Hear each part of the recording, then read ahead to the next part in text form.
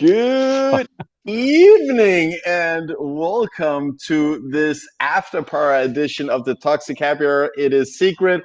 We don't think that anyone will join us here tonight, but this is just three pirates hanging out and having a good time. The Toxic Happy Hour, where we are toxic towards scams that delay the adoption of global sound money. The Toxic Happy Hour, where we are toxic towards scams that delay a world of deflation and abundance. So later today, we spoke to Jeff Booth on the show, and it was a blast. I had a great time. I have slightly recovered now. He was quite the pirate. So was Publord here, and Greg, you're in the house. Take it away. What's up? Yeah, man. It's a blast to be here. I appreciate the invite. I like anytime I get to hang out with you guys. Chat or no chat. This is cool. I really enjoyed your pod with Jeff earlier. I think you guys did a great job interviewing him. Got across a bunch of his ideas. Talked about deflation. We talked about exponential growth. The exponential growth part was the cool part. I didn't hear him talk about that a whole lot on a lot of other pods, so it was good to have you guys have him dig into that. But you gave me, Greg, some really good questions before the stream with Jeff, and I managed to, I think, at least ask him about the transition from the current situation to the world with on the Bitcoin standard. So did you get a satisfying answer there? Yes and no. I was hoping we get more of a step by step out of him on what he thought was going to transpire with the Treasury. I didn't hear him talk about that a whole lot. I know he talked in the past about you don't see hyperinflation with quantitative easing because it doesn't really hit the middle and lower class in a society. And when you should be looking out for that hyperinflation is when the Treasury starts acting like the Fed and starts taking on roles that the Fed traditionally has, like UBI is essentially going to be money printing. I don't know about you guys. Do you think it's coming, UBI? Oh, well, okay. Yeah, listen, one of the things he had to listen in his book, and this is true. I mean, the only things you can really do, you have austerity measures. You can default or maybe rebalance your debt, or guess what? You print money. So what's a politician going to do? Print, baby, print. And that's all we've seen. Austerity. Can you listen? One of our favorite memes is the Ray Liotta laughing. It's like type in austerity, and all you're going to have is laughing. Like, what politician in the right mind is ever going to say, "Listen, people, we need to tighten our belts a little bit"? Never going to happen. No. Coming up. Yeah. No. Go ahead. I don't know how Angela Merkel got away with it, to be honest. Explain. Austerity. The Germans made the Greeks and the Greeks handle austerity measures. I guess that's how they got away with it. The Germans basically controlled that scenario. Yeah, right. You were going to do austerity. You don't have your own central bank. Look, I don't. What you're just saying, I don't understand how the Germans made another country do what they wanted. They have a long history of that, don't they? I guess Dare Gigi is sleeping right now and not live in the chat, but he will be here on Thursday. Oh, no, wait. But I thought he's Austrian, or does he live in Austria? Same. Oh, yeah. Anders yesterday almost called him toxing right there. The Lebensraum. He's just from the Lebensraum. That's all. Yeah. Austrian. They're Germans, right? Oh my God! Plan Marcus is still alive, and the chat is pumped with two people in the chat right now. Yeah. There we go. Plan Marcus saved the stream right there with the red balloon. It would have been a disaster if he didn't. It would have been terrible. Yeah. So, but Greg, what did you like most about the Toxic Happy Hour with Jeff Booth? If anything, please. Jeff Booth. Yeah, I mean, anything with Jeff is fantastic. No.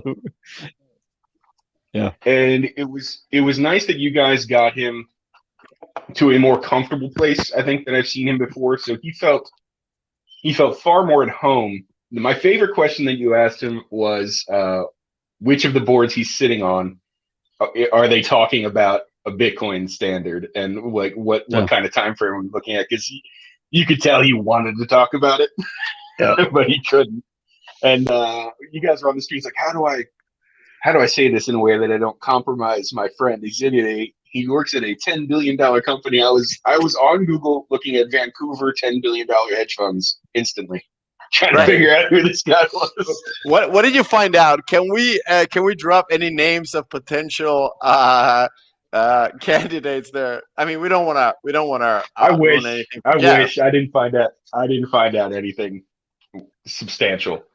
I found a couple of the boards that Jeff sits on, but none of it really made sense for what he was talking about. So it could have been misdirection on Jeff's part. It could have been a $50 billion company. We don't know.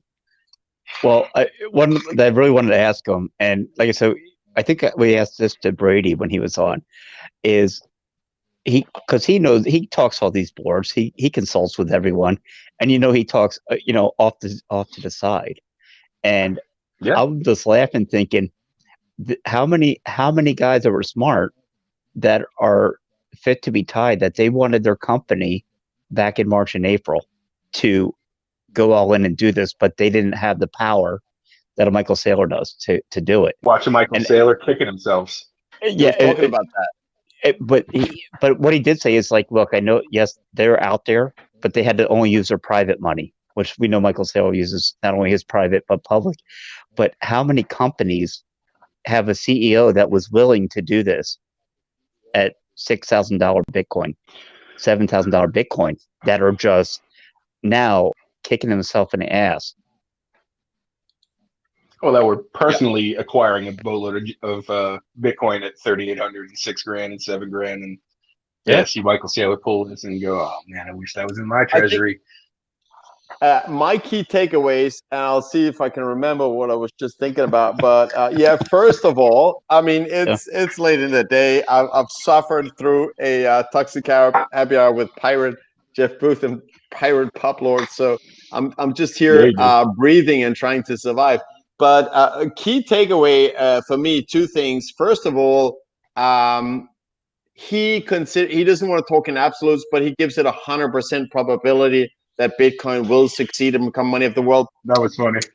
That is beautiful. That is beautiful right there. And also when I asked him about, so when are we going to see the FANG companies allocate to Bitcoin of the treasury reserve assets, and knowing that the FANG companies have more dirty fiat, Greggy, on their balance sheet than their entire market cap of Bitcoin. He believes that's going to happen next year. That's mind-blowing. Yeah, I mean, I think the earliest a company that size could get into is probably going to be like Q2 2021, right?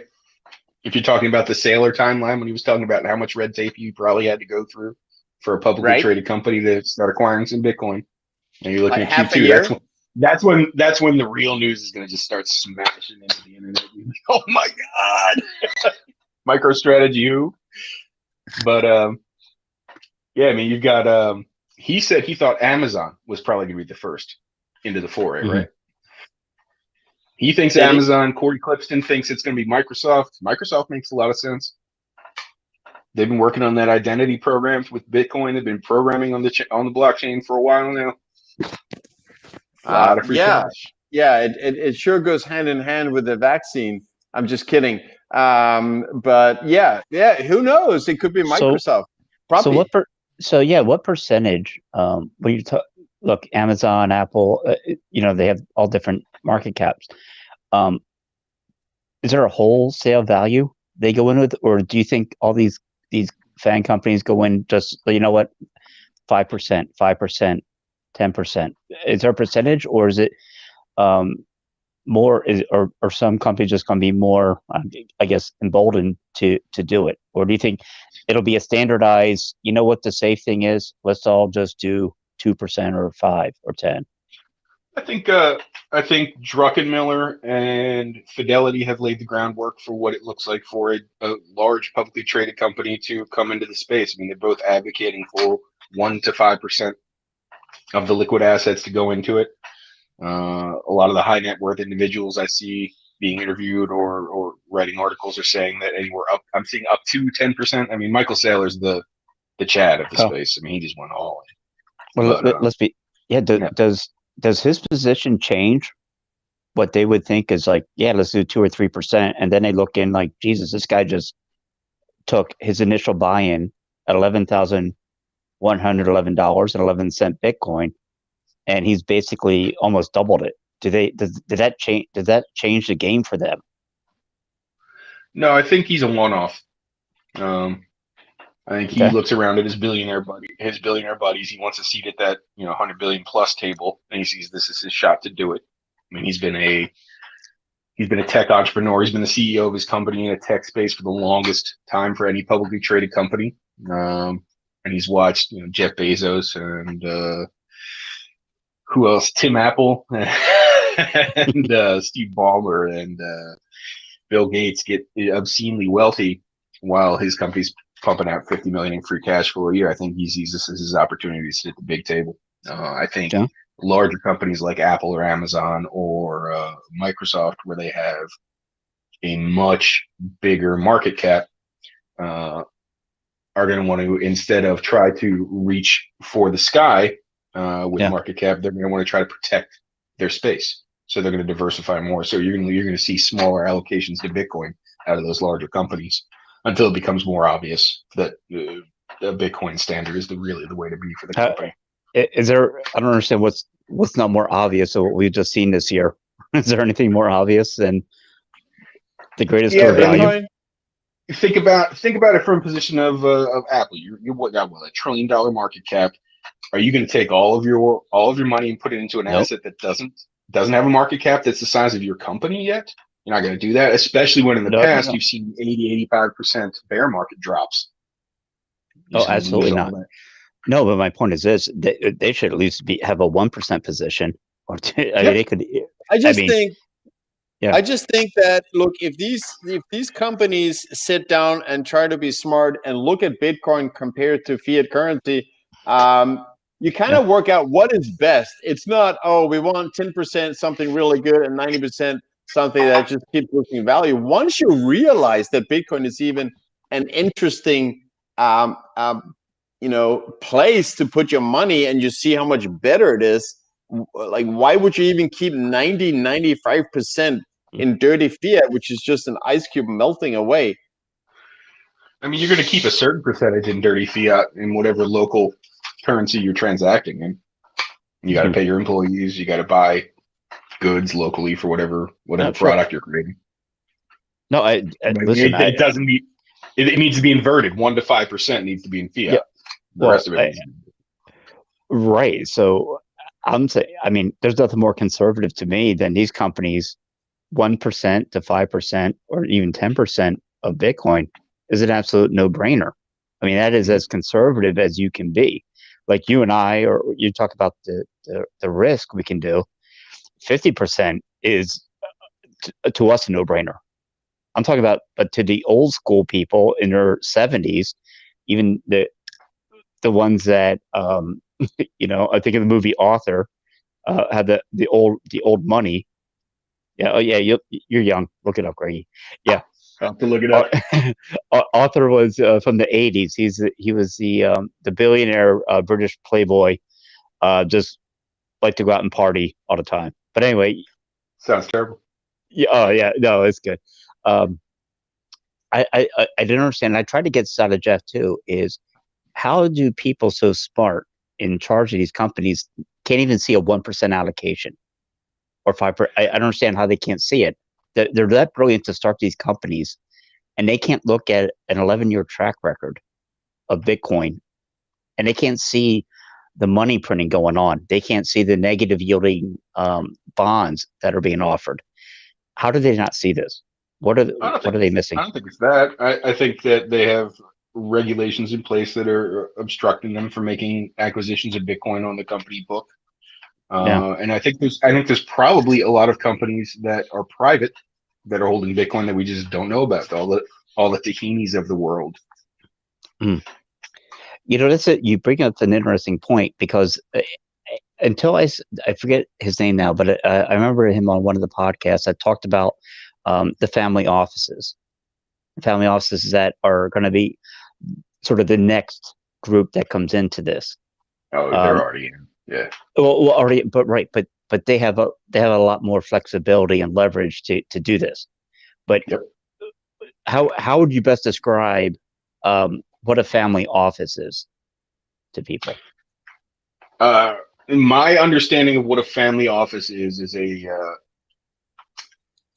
high net worth individual family has essentially people working for them to allocate their resources in a way that maintains their wealth or grows it.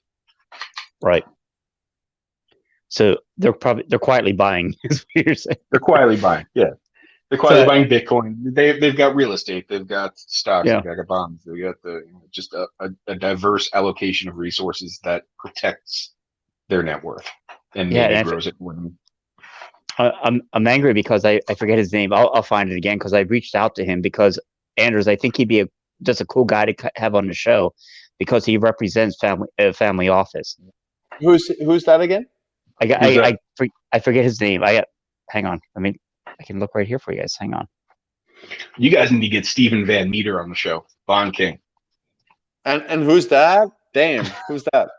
Stephen Van Meter I think he's part of a family office. Dave. Yeah, go ahead. I'm sorry. Go ahead. He's got a really cheesy YouTube channel. He's got a hilarious personality. He's super straight edge. Really, really, really smart. And he's got insights into the bond market that I don't hear anywhere else. And he makes a lot of really good calls. But Steven is interesting. I think he maybe has 20 YouTube videos.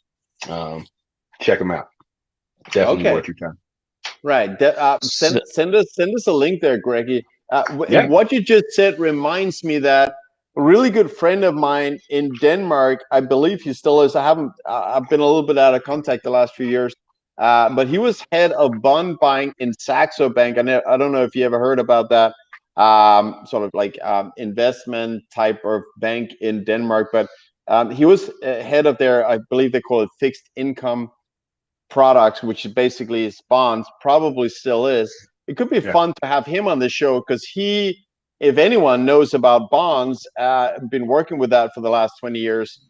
And I'd love to hear someone like him explain, if people really want to hold claims to dirty fiat currency going forward, because all it is, a bond is a claim of picking up dirty fiat. Like, if you don't believe in that, why would you want to have a bond?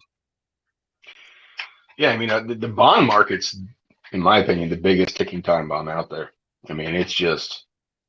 It's coasting on a yield curve controlled by the Fed that they have a buyer of last resort in the Fed. It's essentially it's a market that isn't a free market. It's just completely manipulated, and it's a shit ton of money. Makes the stock market look tiny, makes Bitcoin look tiny. That's the other thing Booth we'll talk about. We'll talk about when that bond market when people lose faith in the bond market and don't want to make those purchases anymore, then you're going to see some real shit hit the fan. The plumbing of the international money system just kind of takes a nosedive. You're absolutely spot on, man. And I'll retweet this one out.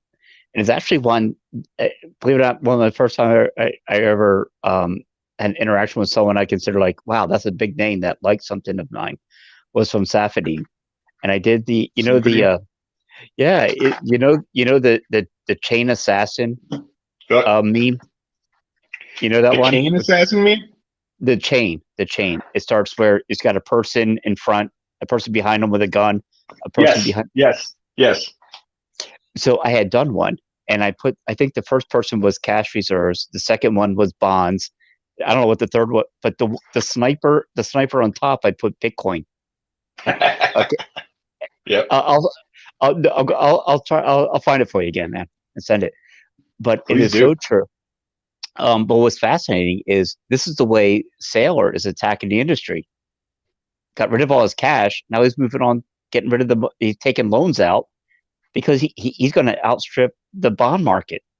He's so smart. He's so smart. And a speculative attack on the U.S. dollar in the same way that George Soros and Stan Druckenmiller did against the Bank of England. Did you see the Swan Lounge yesterday? Oh yeah, Greg? I saw the Swan Lounge yesterday. Yeah, that was a great one. Max Kaiser and Bitcoin Tina trying to figure out who's the biggest bull. That was great. Hey, listen, I'll tell you what, I'd love, and that's another one I would love to have visit us and hang out.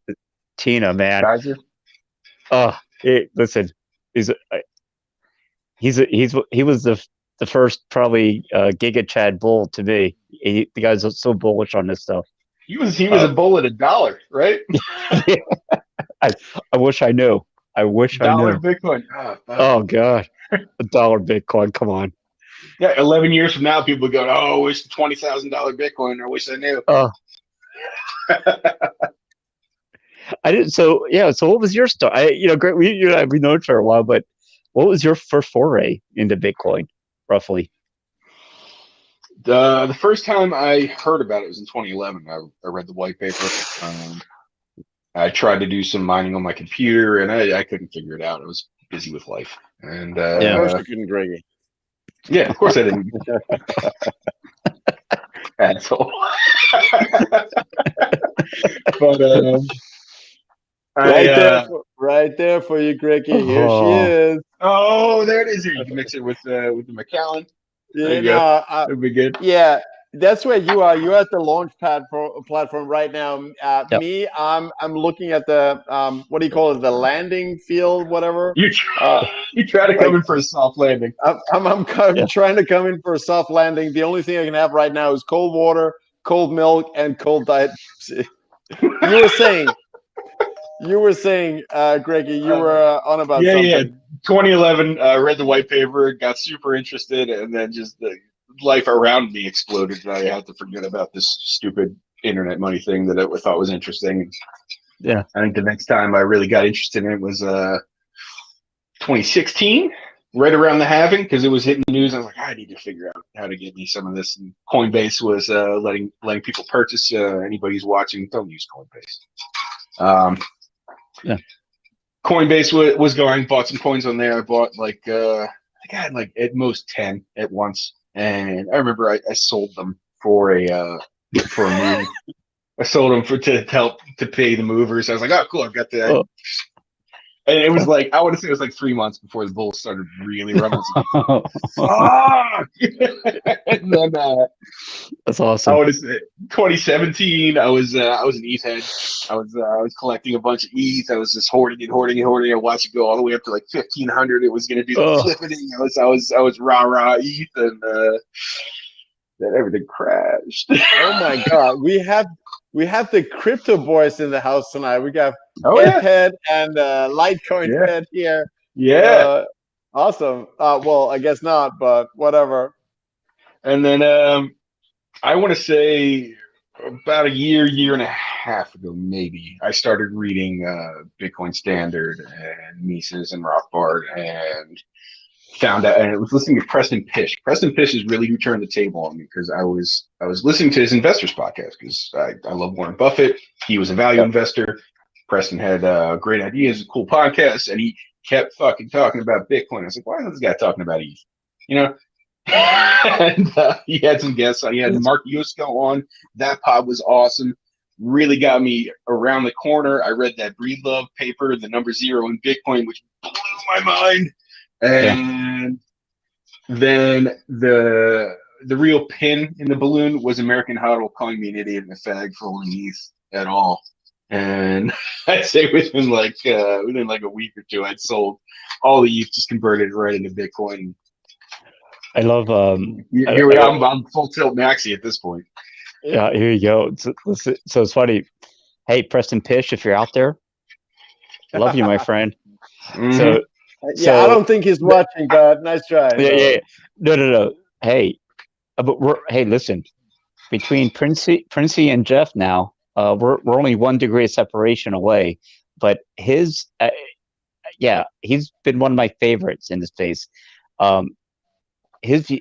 he turned me on to like the macroeconomic things and how Bitcoin fit in. And so, yeah, one of my favorites. I still don't have the follow yet from him, but we will get him on the show, my friend. We will get him on the show. I know you love Kristen Pish, and Yeah, man. I mean, so do I. And yeah, Greggy has the Yeti cup. I don't know. Somebody's gonna explain to me. I guess Greggy, it's gonna have to be you to explain to me what this Yeti cup is. But yeah, you're rich. We get it. Says Bitcoin Cam. Tell us the story about the Yeti cup. All right. Before we do that, somebody asked about 22K Bitcoin. Oh, As yeah. soon as this thing gets past 20 grand, it's going right through 28. Yes. It's going to be in like a week. It's going to hit 30. That was my thought.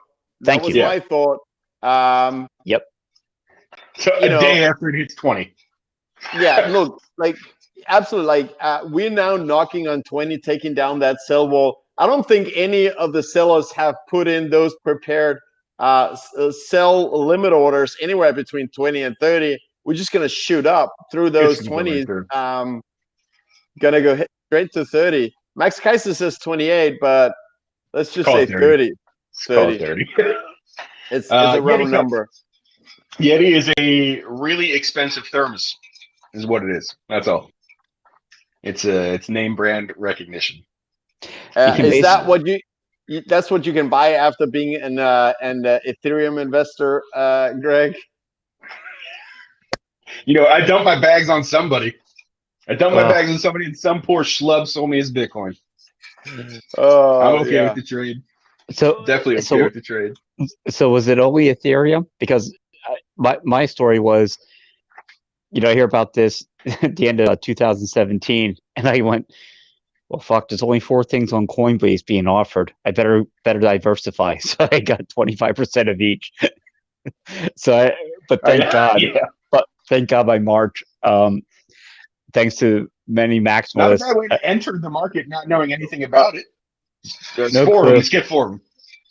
Well, look, hey, but when I saw Charlie Lee dumping Litecoin at 372, I was like, fuck me, this may not be the right coin. And here's your sign. Get out. And how brilliant is that, though?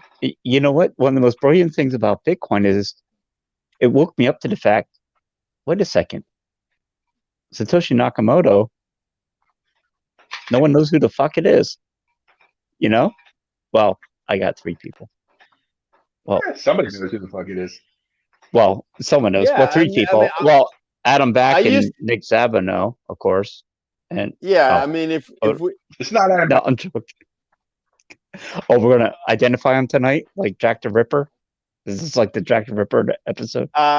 Yeah. So I don't think any of us have enough knowledge about who the hell Satoshi is, as much as it's fun to speculate. Yeah. If anything, I used to think totally it was Nick Szabo because he solved like so many of the problems before Bitcoin, like that was necessary to solve before you could launch Bitcoin on the blockchain.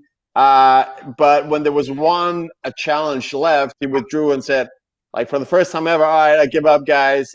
This is not for me. It's too difficult. And as Nick Szabo exits, in comes Satoshi Nakamoto and solves that last puzzle to make Bitcoin possible. So that kind of just smells like Nick Szabo, I think. But the more you think about it, him, Adam Back, Hal Finney, could be three of them working together. Yep. You want my conspiracy theory? I'm going to give you the conspiracy theory. All right. So more than one person, you can't keep a secret. 2 people or more, right? 2 people or more, it's getting out. Period. Yeah. Sure. All right. So I think it was Szabo and Finney. And I think because Finney's gone, Szabo is able to keep the secret. I like it. I buy it. PUBLORD is stunned, or we lost the signal. I don't know. No, because I just blew his brain. I just blew his brain up. No. I'm thinking, where the hell is Craig writing all this? Suing somebody in Australia is what he's doing. You gotta, piece of shit. Yeah. Puppy, you gotta stop it. Like, you're dropping words like crypto and Craig Wright on the Toxic Happy Hour. I don't know. I Crypto mean, Pubby, Crypto Puppy, right Crypto there. Pubby. Mr. Lord. Crypto Crypto Lord. Pubby. BTC Moon Guy is craving a shawarma. To be honest, I'd love if there was a Tahini's around the corner. I'd be right down Does there he right make now. every show? It does. BTC Moon Guy Do you know in a why? house. Wait, What is it? You? we're talking conspiracy. No, we're talking conspiracy theory. You're right. Have you not listened to Anders? Anders, tell him what you think. About what? How does About BTC Moon Guy meet every show? what? Tell Do I have a theory on that? Well, Yes, no, you're the one having a theory that he's Satoshi, not me. he's Satoshi Nakamoto. Yeah, well, there you go. See, he's Greggy is not retired. my theory. It's Puppies. Yeah, Yeah, BTC Moon Guy, we call you out. Oh, Puppy calls you out. He thinks you're Satoshi Nakamoto. That's the only way you could have this much time on your hands. to follow this little crappy you have to show. already be independently wealthy to be able to follow us. Yeah. If you got in a 1 or 2 4-year cycles ago, due to the insane run up each time, you'd probably be good. You'd probably be good. As long as you weren't holding ETH. Yeah. So yeah, let's talk. What's interesting to me, and Greg, you're smart on this stuff, I think.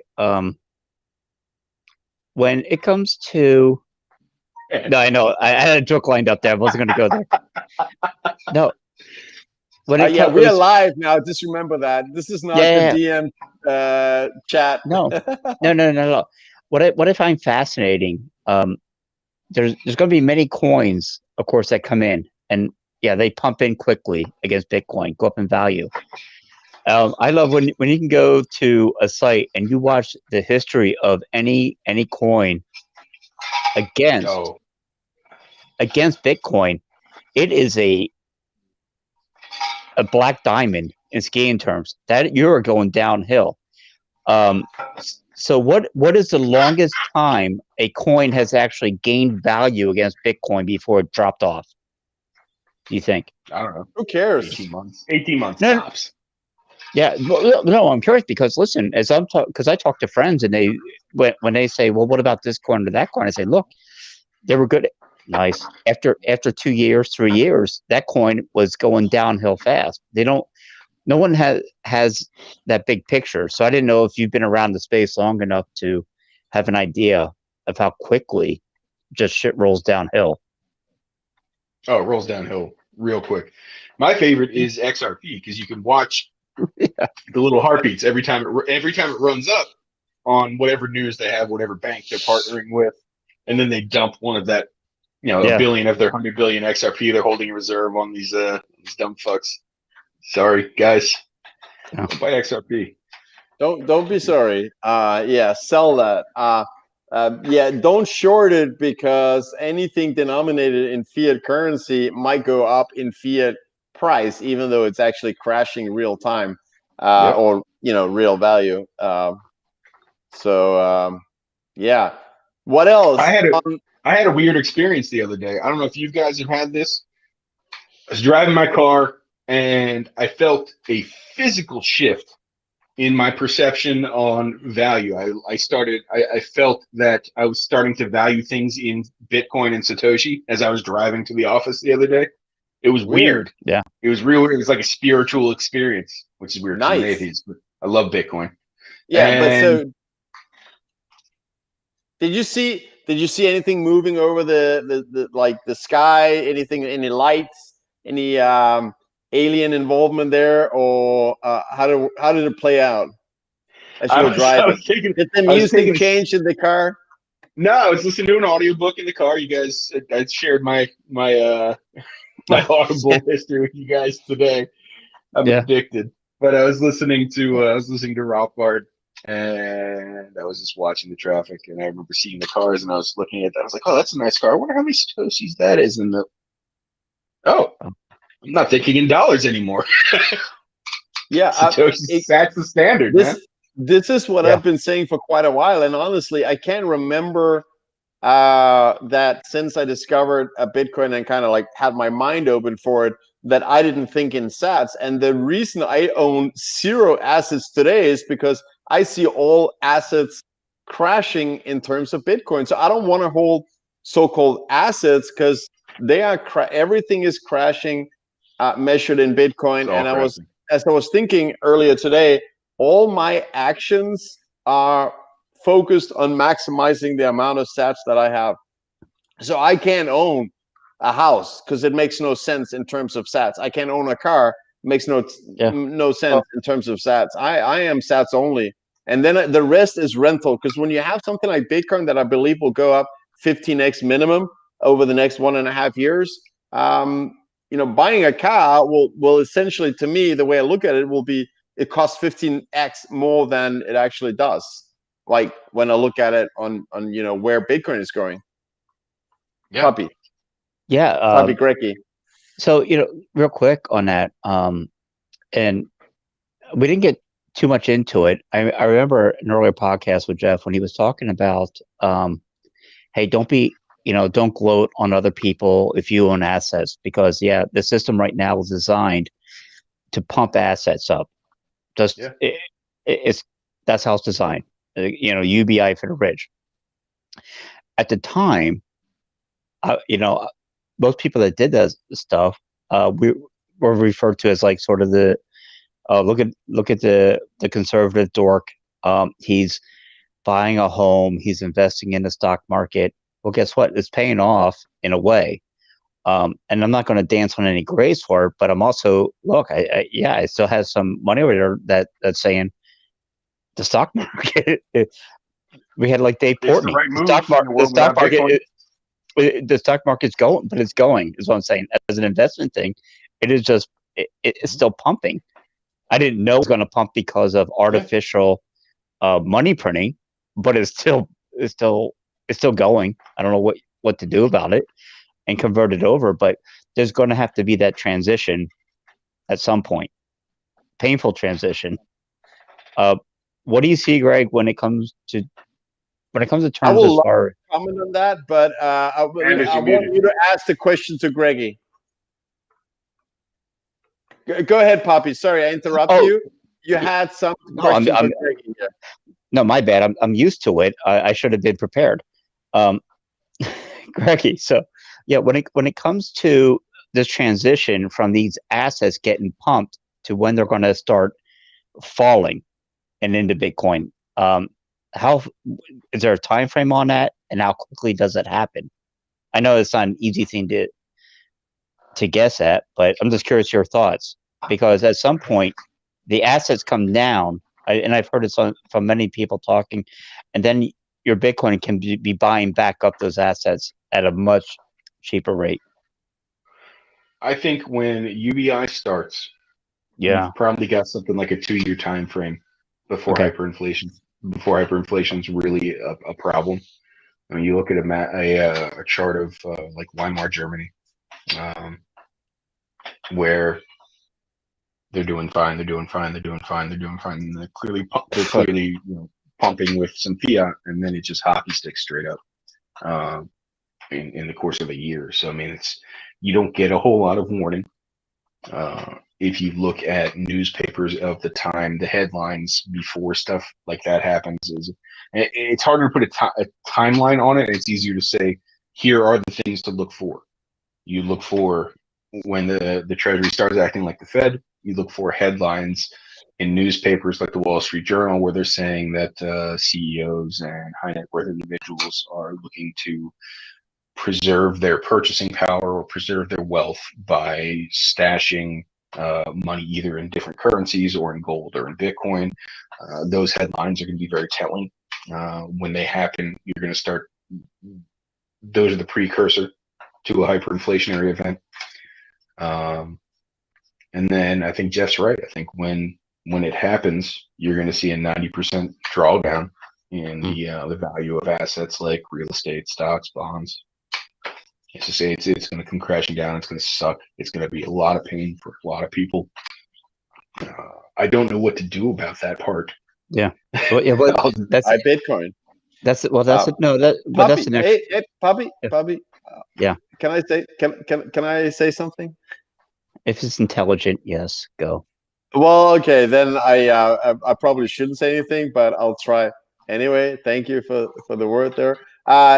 So to what you were saying, Poppy, and also you, Greggy, I believe, as you were saying, Poppy, that the assets will come tumbling down. Regarding when it will happen, I think what I expect is, look, assets they are pumped high in terms of fiat dollars as long as they can have a believable, trustworthy, in quotation, artificially low interest rate.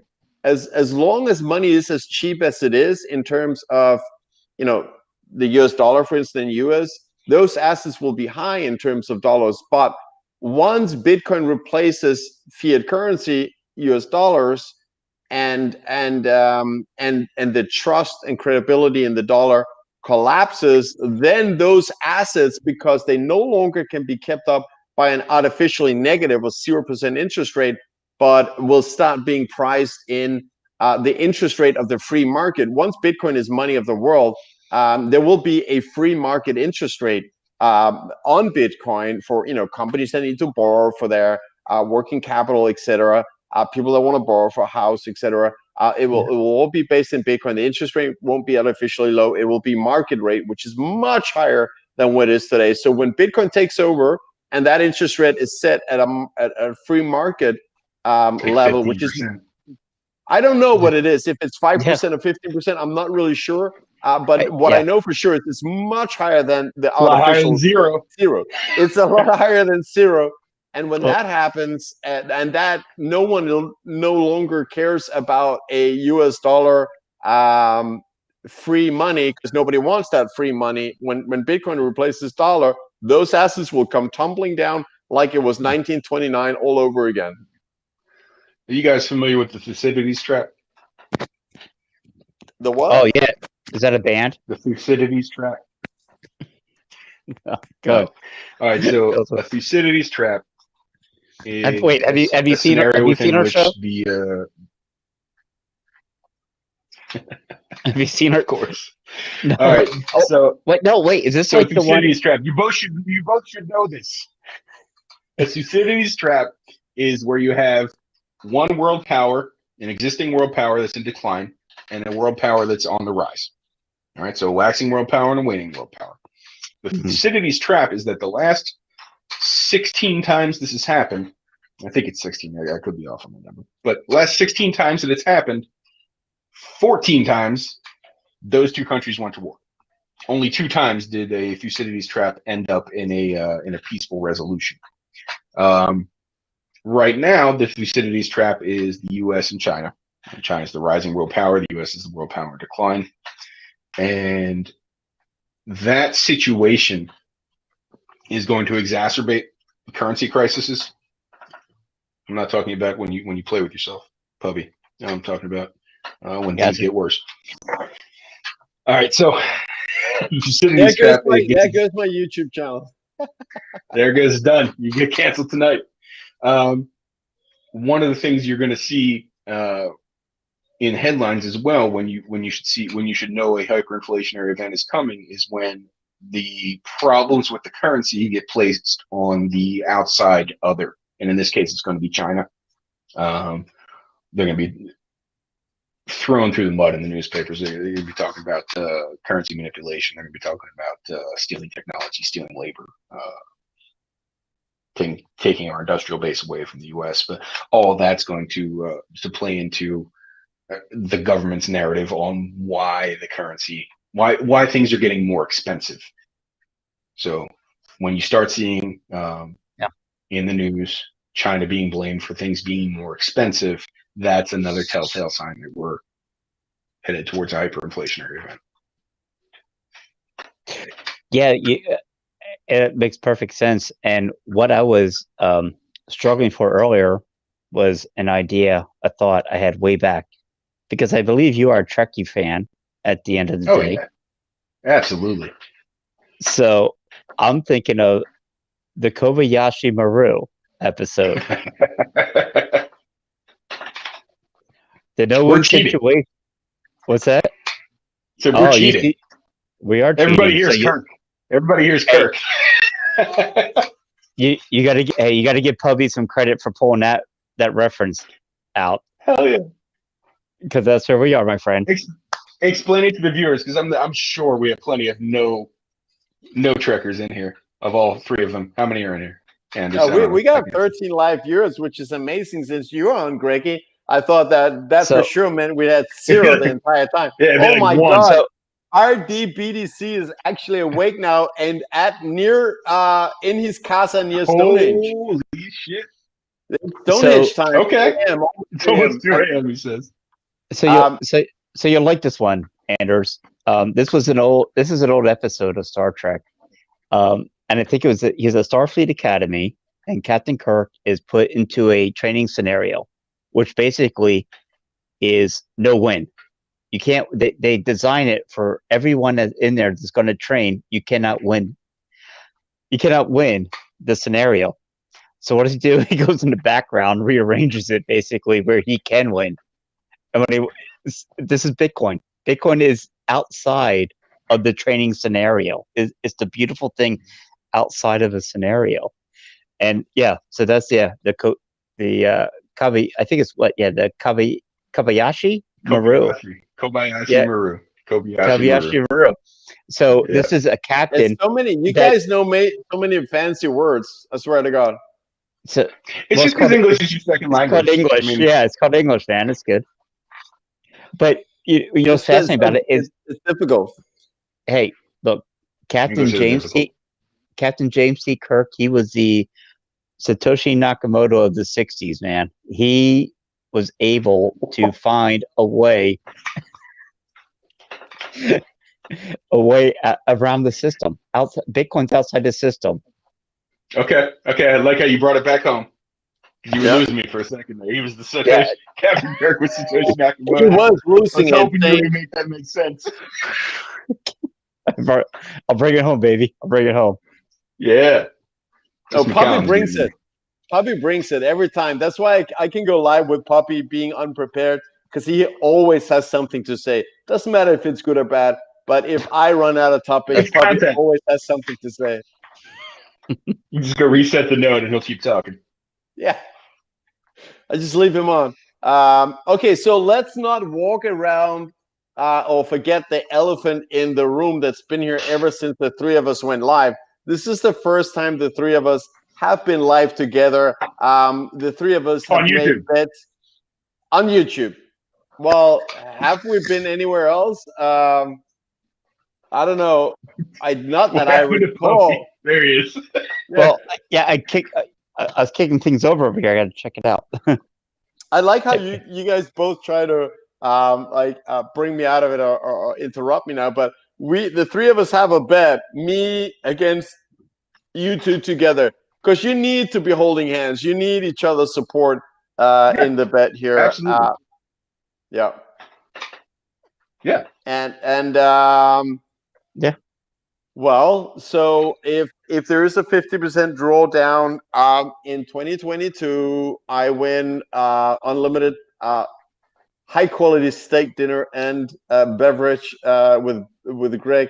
If there's only a 40% drop down because Puppy is so bullish, I win against Puppy.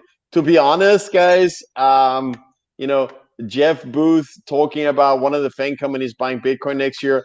It's looking more and more uphill for me, but I'm very happy because that means that I'll be buying you guys steak. I want to get you guys a proper meal, and it'll be in a situation where Bitcoin, heading from 500,000 to 1 million, I should be able to afford it hopefully by that time. You should be able to afford it, yeah. Now you want to come see, what is it? Is it Burns? What's the name of the restaurant? Yeah, I want to go to Burns. Burns? I want to go to Burns. Yeah. So Burns is classic. Listen, it was funny when you drive up upon it, it's just a regular white box restaurant. It's just you don't even reckon on the outside is so nondescript. When you go in, it's a French bordello, and you're walking back into the 70s. It is so crazy. So this guy Burns that has started it, I spent a lot of time in Europe, and he would just buy cases and cases of wine over there, and ultimately he sent it back to the U.S. when he started Burns. The restaurant itself only holds, I think, about 8 to 10% of their wine. They have an entire facility that holds most of the wine off site. They're still digging through boxes 30, 40 years later for the wines. He just bought all this wine from all these nondescript people. When you see when you see the wine list, I think they have 3 or 4 sommeliers on staff because they're always going around the different rooms. It's crazy. It's just a good time. Now, pre-COVID, after dinner, that you get a full tour of the kitchen. You get to go and see the wines they have and ask questions. The most, of course, of what's the most expensive wine you serve. The oldest wine you served, and the answer to one is when the Buccaneers won a Super Bowl. I think it was like a $12,000 or $15,000 worth for a bottle of wine. Someone bought. Bottle? Yep. That was a rough year for me. They went through the Eagles to get there that year. Oh, yes, they did. They went through the Eagles hard. I thought we had it. Oh my goodness! Till Rondé Barber takes that last pass, intercepts it. Mike Allstott was what killed us. But listen, no, but I remember I was at the same pub I was at today when I saw Rondé Barber intercept that last pass, returning it for a touchdown at the end, and knew it was over. Anyway, yeah, go ahead. Yeah. You want to interrupt the Burns story? Go ahead. No, what I want to learn about Burns is because unfortunately I'm not good with red wine. Red wine, there's something in it that gives me a headache, and it's not about the alcohol. I can drink some of that, but red wine, unfortunately, unless it's Amarone from Italy, it doesn't have it. It's a really heavy, rich, full-bodied flavor, and it doesn't have that acid that gives me a headache. It's a really good grape from Italy. But so that's why I'm interested in. Do they have some champagne there? Because if I win, I want you guys to get me some really nice champagne. Look, you can bring your Cristal, whatever you want to bring for us, because I'm not buying any champagne for you, my friend. No, you're not getting champagne bought for you at all. You're buying steak for me and Pubby. You're gonna have to take out an Unchained Capital loan, all your Bitcoin, so you don't have to spend it. And you're gonna buy us a shit ton of steak and whiskey. Wait, I don't know about are you guys saying? Are you pulling back from the unlimited beverage bet that we have going on? That you guys saying that you're not buying me champagne? No, we're saying you're not going to win. No, we're saying you're not going to win. All right. You're not going to win. The bet's already over. That's honestly, odds are looking in your favor. The timing of that bet was terrible. If I made it today, I think it might have been different. But I still look forward to. You can still win. Guys.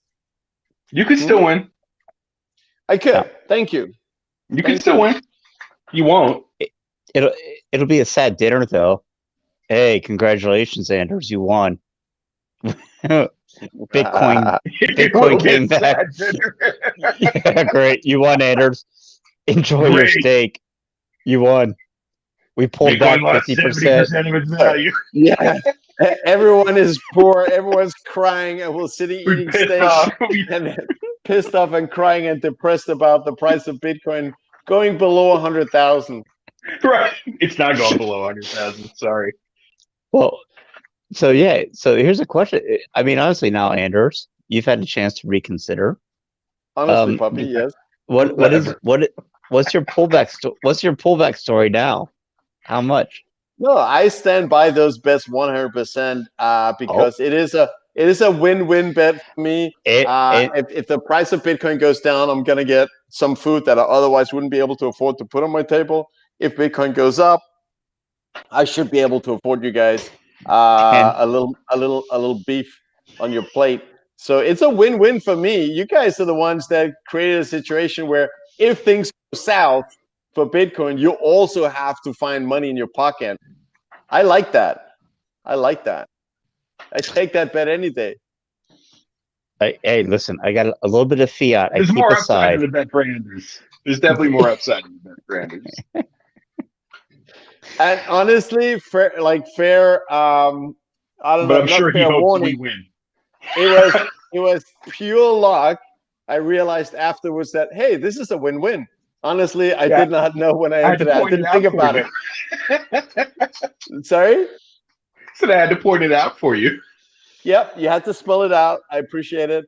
So that's the value of having someone who still has a job, works the hamster wheel, uses his brain on a regular basis, 8 hours a day, 9, maybe 10, 12 hours a day, Greg. I don't know. Maybe. Yeah, I don't know either. It's crazy. Yep. The hamster wheel. It's nuts. I'm on it all day. It's bullshit. It really is. It fucking sucks. I can't wait for Bitcoin to moon. Yeah. As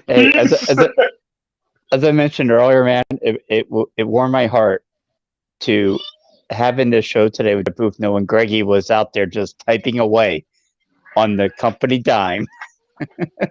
Imagine that Greg got paid to work while he was watching Toxic Happy Hour. That is a victory right there. I feel we have accomplished something with the Toxic Happy Hour if that is possible. We really have. You guys really made my dream come true. Is what you should be getting at. Yeah. Why aren't we charging yet? Why aren't we charging? Jesus, this is so brilliant. You can charge Jesus. I guess so. So RD, I can't believe he's still awake at Stonehenge where he lives. He says 2 hours when Toxic Happy Hour is on. What does he mean? I don't know. He's drunk. He's just drunk. He probably should be. He's hopped on painkillers from when he had that operation. Oh, yeah. I hope he's feeling better. I think he's feeling I wish I could insert in a meme here, but yeah. Yep, this is not Twitter, I guess. This is real you're not life. inserting anything. Nope. Let's do some moon math. That's Where do you guys think it's headed? That's what she said. Oh, I like the moon math. Good question. Let's do some moon math. Where do you guys think it's headed this cycle? I tell you Let's what. talk moon math. Yeah. NGU. Take, baby. Well, I'll tell you guys. By the end of 2021, I'm going 100,000. By the end of 2021. 100. Bear. Oh, bear. I thought this was the trust tree. This isn't the trust tree. This isn't the trust tree at all.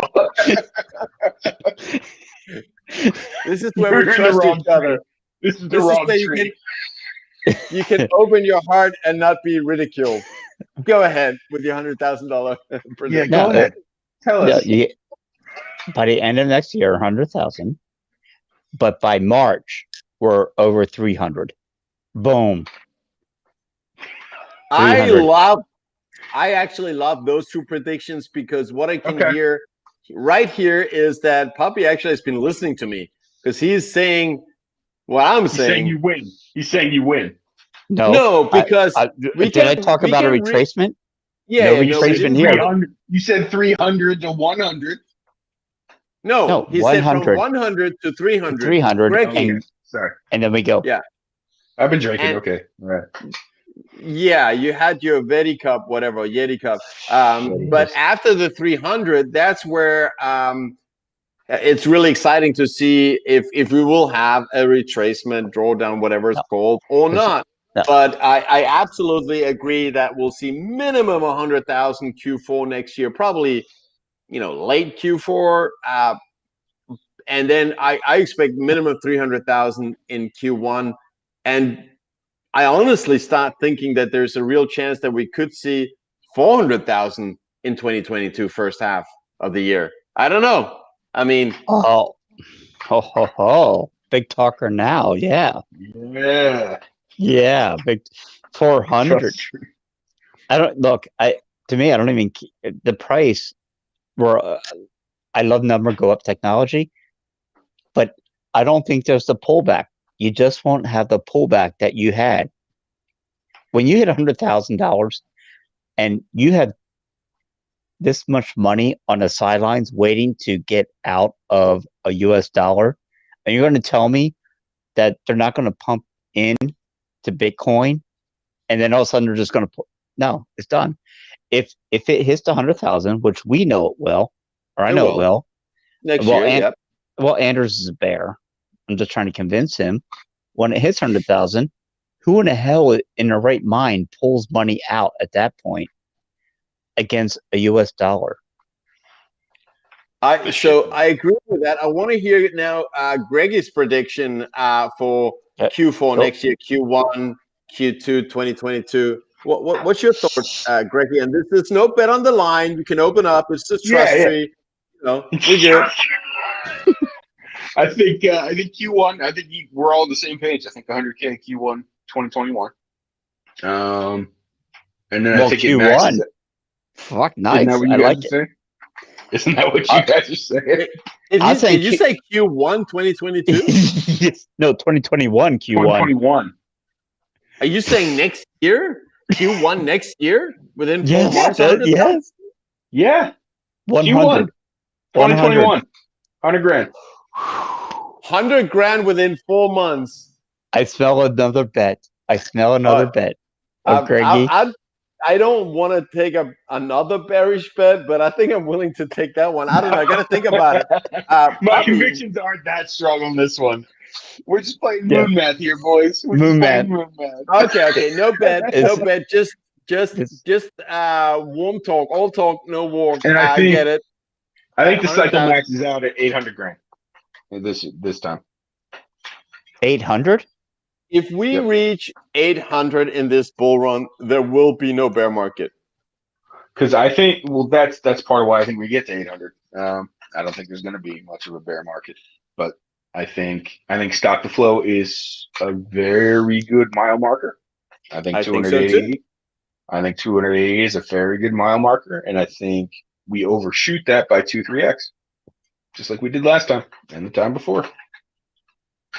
Yeah, but the overshoot, I believe, was of the stock to flow, and that is saying 106,000. So overshooting that will take us to that 288 plus minus. But the difference is the fact that we're stimulating the hell out of the economy.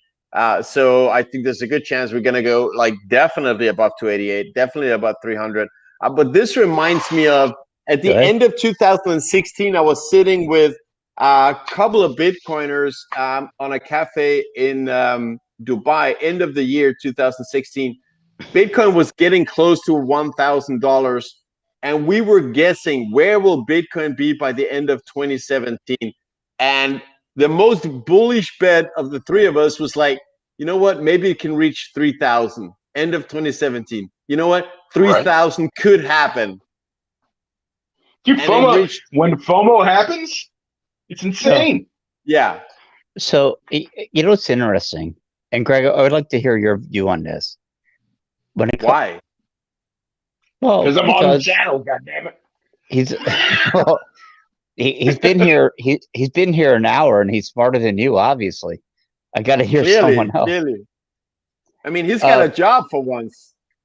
No, what I'm so interested in is the technology behind it, the thought behind it. When you talk about exponential things, and we joked about that with Jeff today, of folding over those notes, and within 50 folds you're to the sun. We were like this with Jeff, right?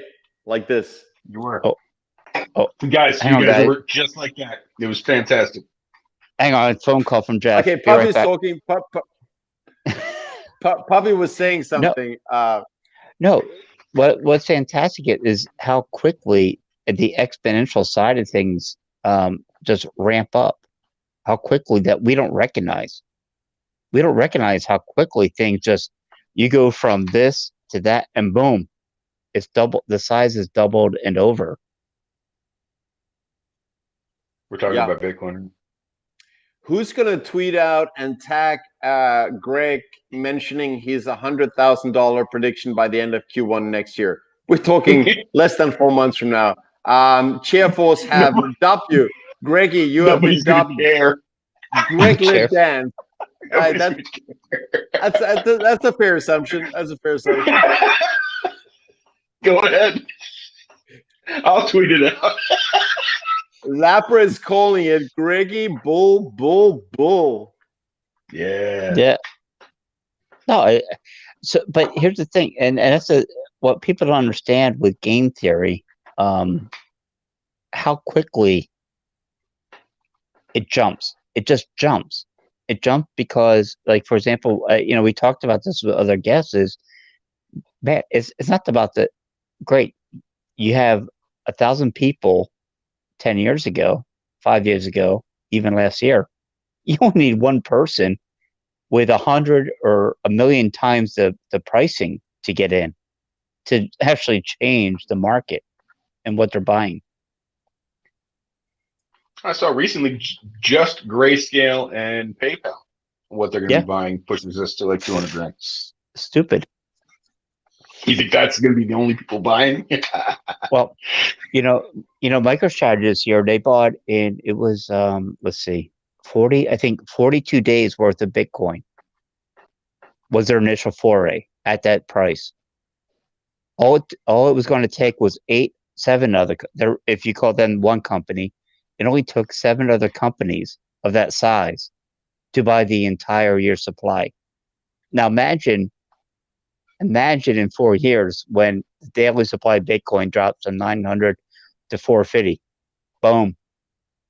We need 4 companies of that size. What do you guys think? That is Lapra.HODL. I mean, you don't need to pay attention to Pubby, but it's Lapra.HODL saying Greglet Dance. He is 15, but he looks like he's 35. I don't have any comments on that.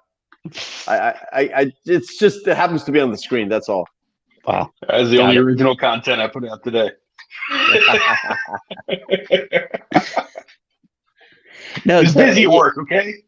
All right, so seriously, hey. Greggy, if you say 100,000 in Q1, what do you expect for the rest of the year? I told you, I think it's going to 800 grand. When? I didn't say again. I said 800 grand. I don't know. What's the timing of the cycles? You talking about 18 months is the typical bull run cycle, right? Well, that was the last one. Great. Hey, Greggy. That was only one. This is the last cycle. If we're going to get to steak dinner, there's no more cycles. This is it. It's over. Yeah, I can't wait to see you two holding hands while I get serve you some quality ribeye at Burns. You can hold hands right now, right? Wait, there we go. Hold my hand, Pubby. Hold it. Hold the hand. There we go. There we go. No, 800 grand. 800 grand happens by what? December 2021. There we go. Oh. And what if people that may have accidentally reached the end of the internet found this channel and they want to hodl for 2 halvings? What would you say? For 2 halvings? My God. I mean, think 2025, we're talking what? 2025? I don't know. It's going to get crazy at 2025. 2025, 2026. If this bull run is not the last one, that one will be. That's the last and 2026 will be massive bank runs where people are trying to get out that dirty fiat while they still can find someone that accepts dirty fiat for Bitcoin. That's the last year, in my opinion. Andrew, I can't even believe I'm still talking to you right now. Let's be honest. Because Adi's BDC just said bare. Pubby's brain just broke on holding hands. What are you saying again, Puppy? What I'm saying, you're such a bear. You're such a bear. Why are you so scared? Why are you so weak, man? Are you kidding me? In 4 years? Of what? I don't know who's more scared, you or Raul Pal. I don't know. All right, it's Raul. It's Raul Pal. Raul Pal. Raul. Raul. Who says Raul? He does. Probably me. Raoul Pal. Raoul He he can't even get Bitcoin's price straight. You think he knows how to say his name? It's Raoul. Raoul Paul. I don't like this whole bit about have fun staying poor. I just don't like that. It's have a you ever wanted to meme, smack Christ somebody in the sake. face more? I wish I could reach to the computer, just smack him right in the face. I don't have to make some memes about him tonight. Yeah, RD put a great one out there. I believe it was RD who did this. RD. The one where he says, Share Force, that a good one? He took out that bit where he says, have fun staying poor, and then accelerates it. Have fun staying poor, have fun staying poor, have fun staying poor. RD, everybody go to at RD_BDC. I saved it. It was so good. The latest of what Greggy calls the next level memes. You started saying the next level stuff. That's on you.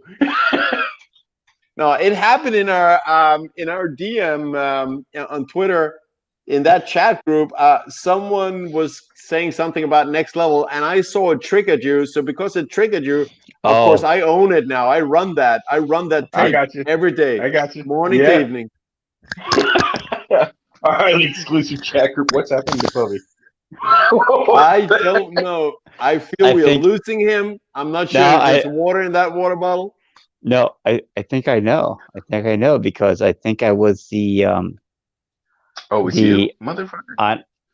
I think I was the one that goes, my God, this guy is an incredible memer and podcaster. Is there anything he can't do? Who, Anders? Who, Raoul? We lost Anders. Me? I don't meme. I recycle memes. No, Greggy knew. First time I was called a pretty respectable memer back in the day. Just saying. That's true. I could imagine that. Hey, can you answer your phone? No, it's actually not a phone call. It's shawarma. It's tahini's. I have an app for tahini's delivery. So that's it. I gotta say, I love. Have you guys seen the media tahini's has been putting out about their food? It looks so good. Dude, I get so hungry. Hungry. Nobody's seen it. It looks fucking delicious. No, I'll even doing a great job. No, love it.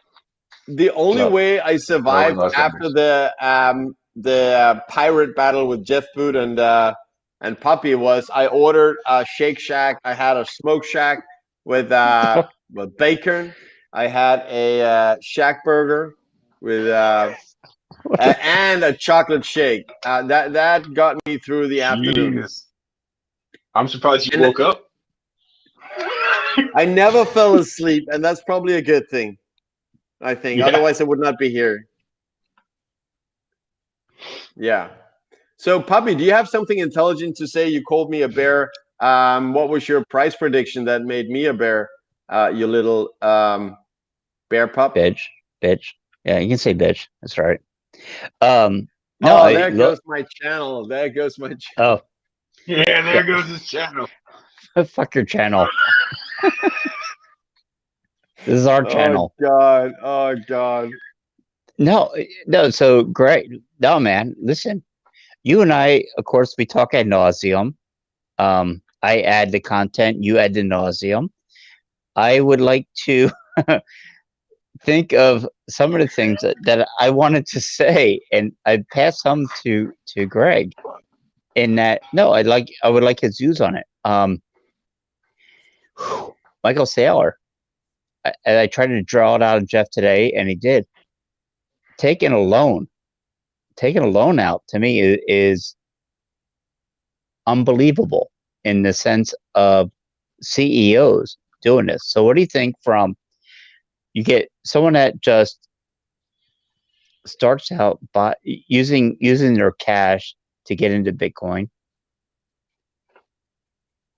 transitioning to more savings, and then finally, like, fuck it, I'm taking a loan on this bad boy. How much do you think if you were Michael Saylor and you could take out a 0% interest loan, wouldn't you do it? Well, true, but what percentage is it not a good call? As there's no not it's a good call. I mean, as much as they'll let you take out. Right? What kind of bearish question is that, Puppy? At what percentage? Yeah. Nothing. What kind of bearish bullshit question is that, Publor? Yeah. That's polar bear bullish. You little bear. That's grizzly bear bullish. That's grizzly right there. Yeah. Bullish. Oh, that's fucking robot giant, goddamn robot bear bullish. As they publish their second mortgages here on what they took out to buy more Bitcoin. Yeah. What? Who? It's good. Huh? It's good, Puppy. I like it. You did. What? Yeah. You did. What? Yeah. My question is, why do you own an asset in the first place? Well, sorry. We'll leave that as a tricky question. I understand it can be hard to answer why you own an asset when you have something like Bitcoin going up in value. But it's okay. I like you. You're conservative. You take care of your family, and I appreciate you for that. Who are you talking family to? Man. I'm talking to Puppy here. I'm talking to Puppy. Okay. I'm talking to Puppy the grizzly bear. Okay, got it. Oh, I take care of everything, brother. I take care of it all, man. I'm taking care of it all. Yeah, you are. I got it all.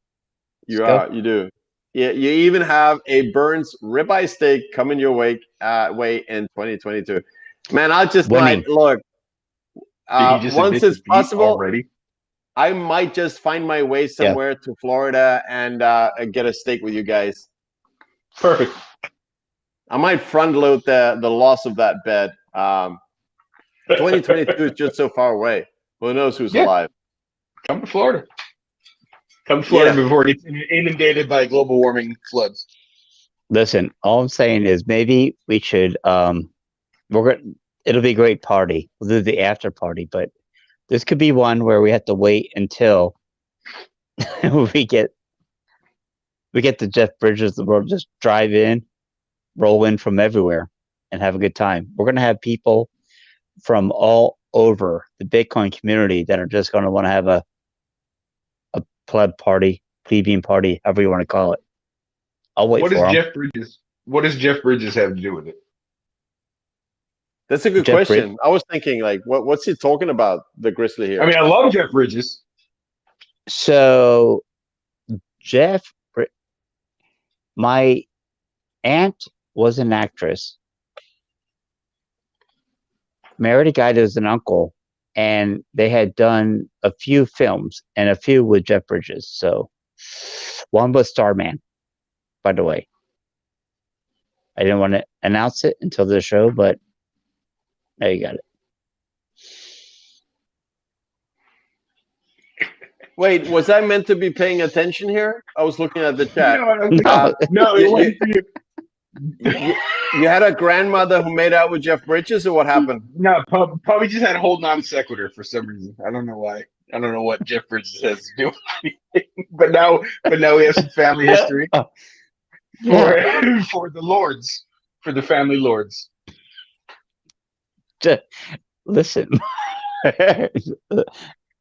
You know what's funny about Greggy here? He's the first one that actually used the word non sequitur in a proper way. I'm impressed on this. You're welcome. I guess. Greggy, I gotta ask you, because even RDBTC says bombshell by Puppy. What did he say before that was so important? It was something about Jeff Bridges and his family. So what what I think happened is he meant to say Jeff Booth. And then he said Jeff Bridges, and he rolled with it. Because there's a family story. Just went with it. How close am I to what actually just happened? You want to try again? I'm fucking dead on, aren't I? That's okay. Sorry. Puppy. Did Greggy hit it the hammer on the nail there, or whatever it's called? Oh, you Eurotrash! Hammer on the nail. What? Hammer on the head of the nail. Whatever. What? Man. God damn it! This is how you follow up Jeff Booth with me? With me? No, yeah. This is the So death of your channel. you see, there's no doubt that with Jeff Booth, that was the party, and this is the downhill decline. Oh yeah, We're bringing guys like you, Greggy. market. This is the bear market. This is a typical fiat bear market toxic happy hour. Late evening, Greggy is here. You guys have been printing all day. Yeah. I'm laughing. There's no real is gone. It's no real content at all. We're just shitting on each other. Maybe we should remember we're not in the DMs right now, just giving shit to each other. Yeah, I don't know. No, we're not there yet. We're far from there. Anyway, so Puppy had a family member who knew Jeff or something, right? That's where we were. Jeff Bridges. His grandmother did a film with Jeff Bridges, and he may or may not be related to Jeff Bridges. Is what I understand. Because his mother. Did Jeff pay her? Or was it consensual? Listen, I'm trying. Was it an Anders situation? I'm trying to keep people in work here, but my God. We lost, Ricky. Hey, listen. Is anybody still watching? It's so we lost about 25% the last 5 minutes. Good. As IDBDC so rightly pointed out, this is where I lose all the new subscribers to the channel today that came through Jeff Booth for the high quality content. They see this type of stream. The last time I invited on the channel. This is where you unsubscribe, you report, you block, whatever.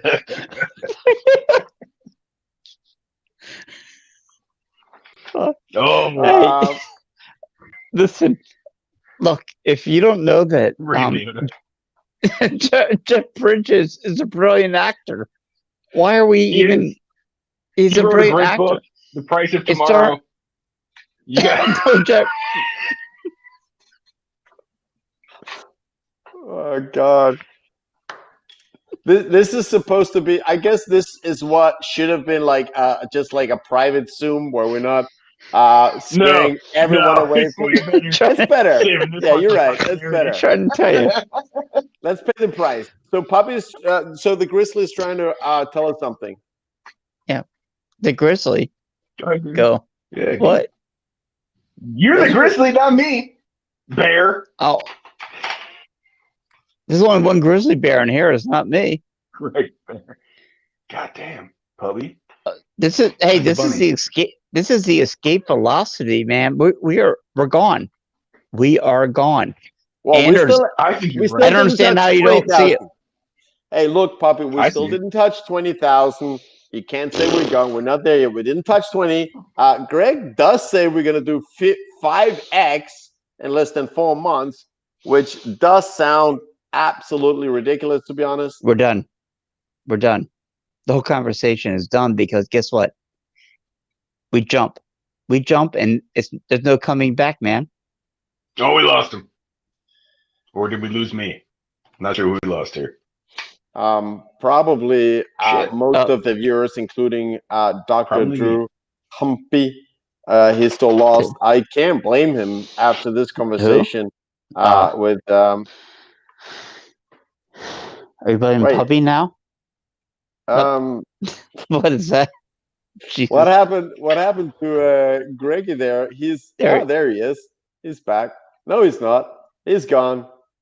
He might come back. So what else is up? Puppy, anything happened in your part of the Bitcoin world since our toxic happy hour with Booth ended? Have you noticed anything? I got to be honest, I didn't really have time or energy to look at anything in the land of Bitcoin since Jeff Booth. Hey, stop talking. I'll give you some context. Okay, so listen. Here's one thing I'm laughing at. Dear God, Michael Saylor dumps in of his own personal money, company money, and he earmarks 400 million additional. That dude's like almost 100 billion balls deep into Bitcoin. And I'm laughing at Bitcoin Twitter. 100 billion? No, 1 billion. Yeah. 1 billion. That dude is almost a billion deep. A billion deep. And you have people on Bitcoin Twitter like, fuck, this guy sent out a tweet. He's talking about regulation. And I'm like, are you kidding me? Are you fucking kidding me? This guy has dumped in this much money. He's called everything else a shitcoin. I'm sorry, dirt coin to clean up your That's future. Too late. This is it's way too late. This one definitely has to be deleted. Yeah, not that's even fine. Not posted, is deleted. Consider Greg. Great. Greg. Shout out to BTC Moon Guy. Sorry to interrupt you. Catch you later, BTC Moon Guy. Thanks for hanging out once again, as always. And back to you, Poppy. You were saying about Jeffrey Bridges or Jeff Bridges. Listen, Jeff Bridges, great actor. Jeff Booth, great guest. What else can I? It was a full day. No, with Greg, I would just ask, like, so what do you think of that when it comes down to expectations of people that come in with a lot of money? I mean, dear God, almost $1 billion, and people are still calling someone out for being, I guess, not Bitcoin enough. I think it's an aspect of the community that is a good thing. I think he can get out of control. I think it's he's right about the cyber hornets, right? They're just they're coming out to defend the network, and sometimes that's a good thing, and sometimes it's more like an autoimmune disease. In this particular case, attacking Michael Saylor, I think, is more like an autoimmune disease. But I think it's a more of a feature, not a bug. Love it, man. That is so beautifully said. Yeah, it is. Poppy. That makes you realize that it wasn't a mistake bringing on Greggy, although we were taking quite a leap here bringing on Greggy. But once again, he proves he actually has something to add of value to the conversation. That was beautifully described, I would say. Wouldn't you, Pubby? Yes, I could not have stated it any better. And quite honestly, yeah, man, I don't know if I can do the rephase real time with you guys, but you guys are handsome. You guys are really handsome. Thank you. Thank you. Oh, thank you. But it's a great point. It's an absolutely great point. When it comes to Saylor, what can you? How do you describe it when it comes to someone that comes in and changes the entire viewpoint of an industry? Because that's really what he did. He changed the entire view of hyper Bitcoinization. What does it look like? Where does it go from here? I don't know that Michael said. I still think we're too early in the history of Bitcoin to say that Michael Saylor turned the perception or the tide of how Bitcoin should be used, like as a treasury asset or otherwise. Because I think Anders has a point. No. I just wanted to let Poppy know that after we let you finish speaking, which we will do right now, I would like to interject a few words. So, Greggy, please carry on. All right. So, I think we're too early in the history of Bitcoin to say that Michael Saylor has had an outsized impact compared to anybody else that might enter the space. He was definitely the first of the publicly traded companies that really took an outsized position, took an outside stance. But I mean, what happens if next month Jeff Bezos does the same thing? I mean, Michael Saylor kind of just disappears into the annals of history at that point. But I think he's definitely pushing the narrative in a way that is good for Bitcoin. And I think seeing him continue to make these purchases is definitely reinforcing reinforcing the standard that he's trying to set, a Bitcoin standard for a company. And I think other companies are going to follow suit. But I just think it's too early to say that Michael Saylor is the one that changed the narrative, because I think it was going to happen anyway. Fuck yeah. Yeah. So this is where I'd like to add. I want to support Pubby a little bit here because I mean, you may not say that he changed the entire narrative, but when he came out as a company and started using Bitcoin as a reserve asset, he was the first to do that. All of us had been talking about and expecting we were going from retail investors to professional investors, but out he came and became a corporate user of Bitcoin as a store of value, which really is like the end game. Expecting people, companies in general, potentially nations to store value in Bitcoin. So at the time, no one really had expected companies to come out and say, not that we're buying it as an investment, but we're just simply buying it because fiat currency is dead in the water, losing value. Shit, as Pubby says. Shitcoin. Sorry, but yeah, go ahead. Yeah. Can I go for a second? You can. You may. He absolutely nailed it. You have a guy come out, 425 million here, 50 million here, whatever. You know what he's doing?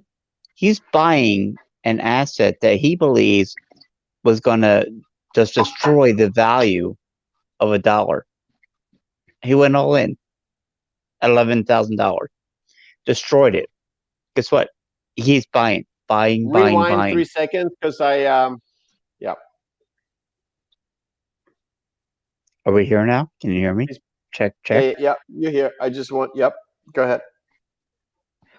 So we have someone that is in charge of his own company, which is fantastic. But he just destroyed every narrative. Anyone that owns cash, they got nothing left. He bought it all up. He bought it all up at 425 million. Oh, by the way, guess what? An extra 50 million. Oh, and you know what? I have, I don't know how many million that I'm going to buy out of my own personal stash. And I'm going to take a loan. By the way, I'm going to take a loan to buy more Bitcoin. He knows where it's happening, man. And every other CEO in the world better look. They better look, because guess what?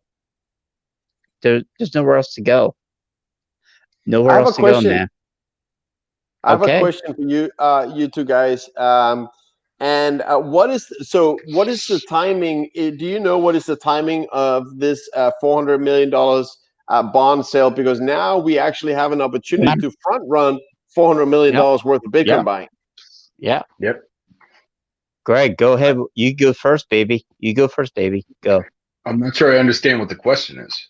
Well, the question is, so there is a press release from MicroStrategy saying that we want to raise $400 million through selling corporate bonds. What is the timeline for this happening and them getting $400 million of dirty fiat on their treasury balance sheet so they can go out and actually purchase the Bitcoin? I'm trying to figure out, when is this $400 million dollar cost average over 3 days going to happen? Well, I remember in a previous Michael Saylor interview him saying that if he does something that affects the company balance sheet, he has something like 72 hours to report it to the public. So if the news came out today, that means at the longest 3 days ago is when they started this process in earnest. So I would imagine that he's probably in the market now making these purchases. But did he get the 400 million though? Because he didn't raise it yet, did he? No, he didn't actually raise the 400 million yet. But it also doesn't mean the purchases haven't started yet. But for what money would he buy it from? He's already all in. And I think Pubby has something to say. It's a company. It's a company with free cash flows, so he might be making purchases right now. They're funny because the price actually is down to 18,800, and if this goes further, if I wake up and we're below 18,000, I pledge to both of you, I am stacking sats as hard as I can. Yeah, absolutely. Oh, Anders, always be stacking, man. You know me for many years. always be stacking. Are you kidding me? Fuck. 10,000, 18,000, 19,000. So what's the fuck? Dude, if you are into Bitcoin, don't realize where it's going to, and you're afraid to buy at 20,000, well, one, please unfollow me because you don't get my account at all. But man, what a bunch of bitches, man. Jesus goddamn Christ. Let's be honest here. Let's be honest here. It's going so far high. Oh, yes, I know. Thank you. Take a drink of water before you jump in. Let's not forget, man, the people that have run through this bear market in a way, went from a top to a bottom, back to a top. Listen, we're just getting started like this. Getting started. We're getting started because fuck, the road ahead is gonna be fucking crazy. It's gonna be so crazy right now. No one's gonna believe it. Timestamp, whatever you call that shit in your generation, whatever. My generation. All right, Pubby. Greggy, is that a picture from your journey down the rabbit hole behind you? That one? What? Yeah, there? Right there. That one. I'm in the nursery. Honestly, I'm the kid. I'm the baby's nursery. Good dad. Good man. My last name is Polish for rabbit family, so we have rabbits everywhere. Awesome. All right.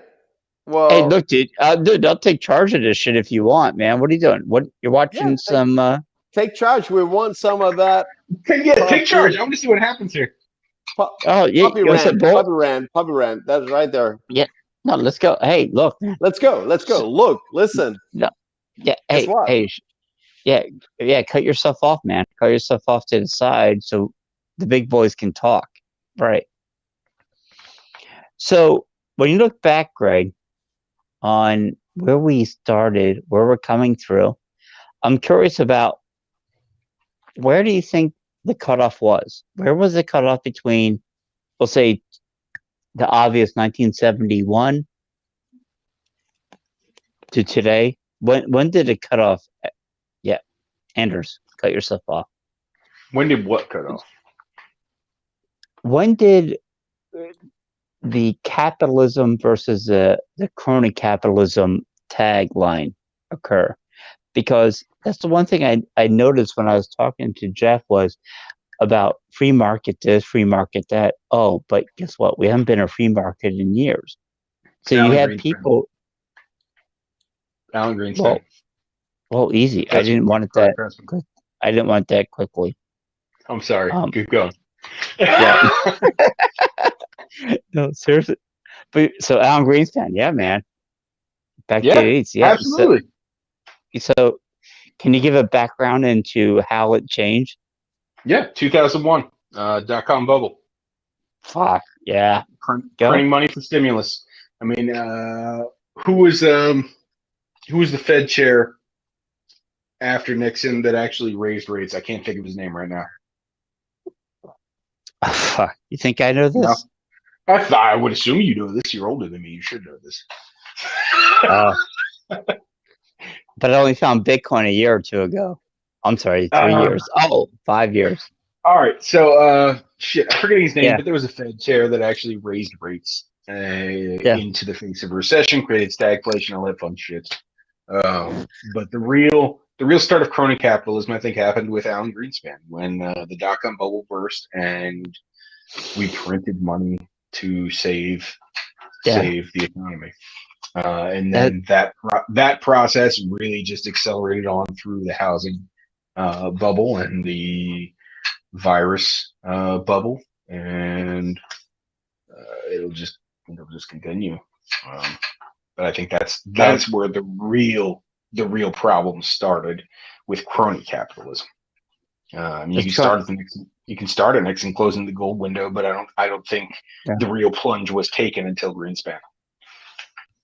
Yeah, I can't disagree. I cannot disagree.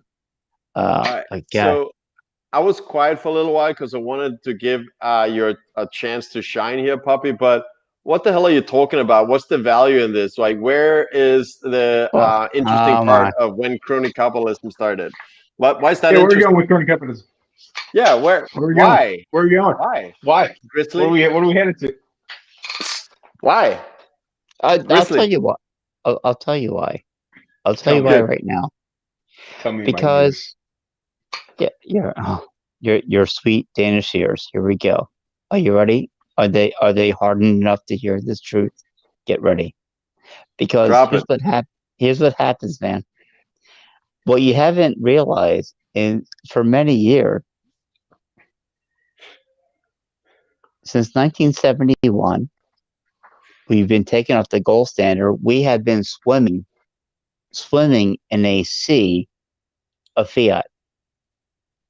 And so what you're asking people to do to find Bitcoin is to climb out of the sea of fiat, swim, jump out, and all of a sudden they realize what Bitcoin is.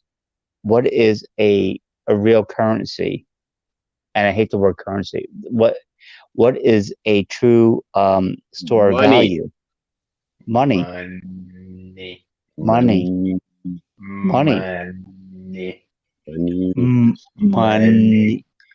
And this is what we have. This is what we have. This is what we have. Jesus God. Okay, so why is that relevant again? Well, you keep interrupting me with these little ding dongs and all this other bullshit. But yeah. It's my buy signals. This is heavy buy. This is the signal for heavy buy. Go strong. I thought you said bicycles. Okay. Buy signals. I miss my bicycle. I don't have a bicycle anymore. I love bicycling. I gotta say. How do you not buy? How do you not buy right now? Well, why are you not buying? Grizzly? Yeah, why are you not buying? Grizzly? I'm always buying. Are you kidding me? Did you buy at the pub today?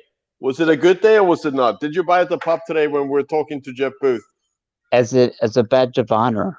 No, because it's dropping to. I was buying a dip, but I'm waiting for the $20,000 top because I want to buy the top. Because I'll buy top. Listen, dude, I bought the top in 2017. I'll buy the top in 2020, baby. The top isn't going to be 20 grand. Fuck you. The top isn't going to be 20 grand. Listen, whatever. No, I guess, Greggy, I think Puppy is waiting for that infamous technical analysis breakout where finally, once we crash through 20,000, he knows 30K is around the corner. And that's when he'll be sending in his lunch money and milk money, stacking some of those Satoshis. Okay. Right? Oh, right to who? Me? Listen, there's only so much money you can fucking save and buy. I'm trying. There's only so much money you can save and buy with. I'm trying to do it. Right. Don't worry, boys. And I'm stacking my sats. As Chairforce HODL is saying, who still has dry powder? I agree. I kind of don't. I play a game of having minimum dirty fiat on my bank account because I really don't want to hold it. And I feel that, Bitcoin's going up. I think that's pretty obvious. So you want to be as much as possible in Bitcoin. So yeah, but I'll sell kidneys, going below 18,000 for sure. I mean, all right. I mean, that's exaggerating, but get my point. I'll squeeze whatever I can into them Do you guys Satoshi. think? Do you guys think there's any chance it dips below 10K again before we? No, No. no. You know what? 15K. Thank you. No, stop. You guys stop right now. 60. Because it's a fantastic question. Right. I love this question.